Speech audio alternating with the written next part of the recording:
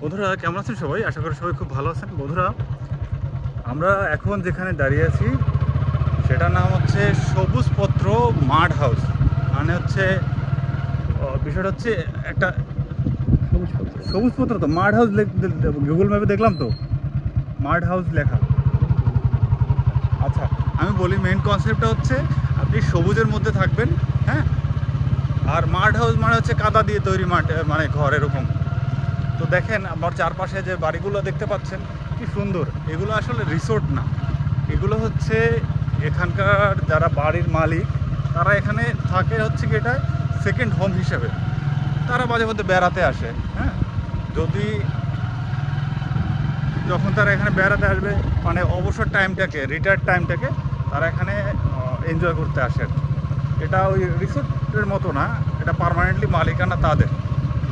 তো আমাকে এখানে ডেকেছিল মেনলি এখানের যে ফল গাছগুলো আছে, তো ফল গাছের হচ্ছে কি ওনাদের কিছু সমস্যা ওনারা ফেস করতেছে। ওনারা আসলে গাছটাকে কীভাবে ডোয়ার্ফ রাখবে, কীভাবে ডোয়ার্ফ রেখে সেটাকে ফল ফলাবে সেটা তারা আসলে জানতো না, হ্যাঁ। এই জন্যই তো এখানে অনেক প্লান্টেশন করা হয়েছে, কিন্তু আসলে সেটাকে কিভাবে রাখা যায় সেই টেকনিকটা তাদের জানা নেই।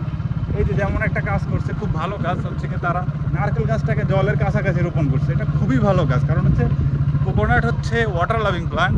তো ওয়াটার লাভিং প্লান্ট হওয়ার কারণে এটা যদি পুকুরের পাশে লাগানো হয় তাহলে কি হবে, তাহলে কিন্তু সে ন্যাচারালি জল পেয়ে যাচ্ছে। এখানে কাজ হচ্ছে আর কি, এখনো কাজ হচ্ছে। এই যে এইটা দেখবো দাদা, খুব তাড়াতাড়ি ফল দেবে।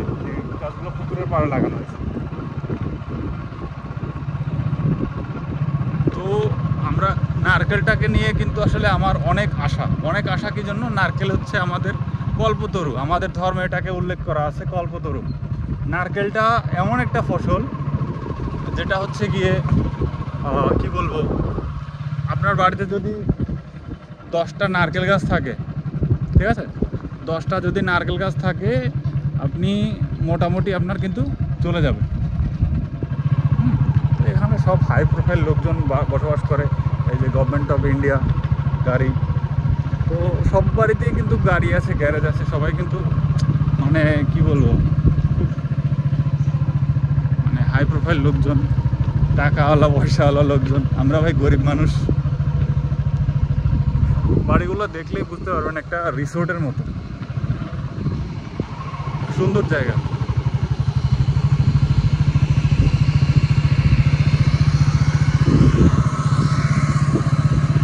এখানে অবশ্য অ্যালাউ করে না বাইরের লোকজনকে, কিন্তু আপনারা চাইলে কিন্তু এরকম একটা জায়গা তৈরি করতেই পারেন। আপনাদের যদি এরকম অপরচুনিটি থাকে আপনারা এরকম একটা বাংলো করে নিতেই পারেন, ব্যক্তিগত বাংলো।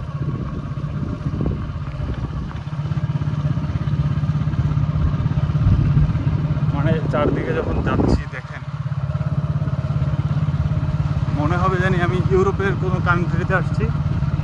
প্রত্যেকটা বাড়িতে হচ্ছে ব্যাকইয়ার্ড গার্ডেন আছে। মানে আপনি দেখলে আসলে মন ভরে যাবে। হ্যাঁ, যাওয়া যাক। এদিক থেকে আরেকটা ইউনিট। আচ্ছা, এখানে ওর আরেকটা ফেস হচ্ছে, এটা কি অলরেডি বিক্রি হয়ে গেছে? আপনারা যদি চান কিন্তু এখানটাতে হচ্ছে কি নিতে পারেন, বুকিং করতে পারেন। এনাদের যে অ্যাড্রেসের ইয়াটা তো বেশি কিছু না, বোলপুরে সবুজপত্র। এই হচ্ছে রেস্টুরেন্ট, সুন্দর একটা রেস্টুরেন্ট। আমরা বেরিয়ে যাচ্ছি এবারে। এই হচ্ছে তাদের গেটটা কতটা সুন্দর দেখেন। এই হচ্ছে তাদের ব্র্যান্ডেড লোগো সবুজপত্র। তো খুব সুন্দর একটা জায়গা, কিন্তু ঘটনা হচ্ছে কি এটা রেস্ট্রিক্টেড এরিয়া। কারণ হচ্ছে রেস্ট্রিকশন না দিলে হচ্ছে গিয়ে সাধারণ মানুষ ঢুকে যাবে, নষ্ট করে ফেলতে পারে। এই জন্য এটাকে রেস্ট্রিক্টেড করা হয়েছে। তো বন্ধুরা ভালো থাকবেন। আজকে ভিডিওটা আর বড় করলাম না, বরুণদা হচ্ছে গিয়ে বাইক চালাচ্ছে, তো বরুণদাকে আর নিলাম না। তো এখানে ভিডিওটা শেষ করছি। অবশ্যই চ্যানেলটা, পেজটা, ইনস্টাগ্রাম হ্যান্ডেলটা সাবস্ক্রাইব করে দেবেন। ধন্যবাদ।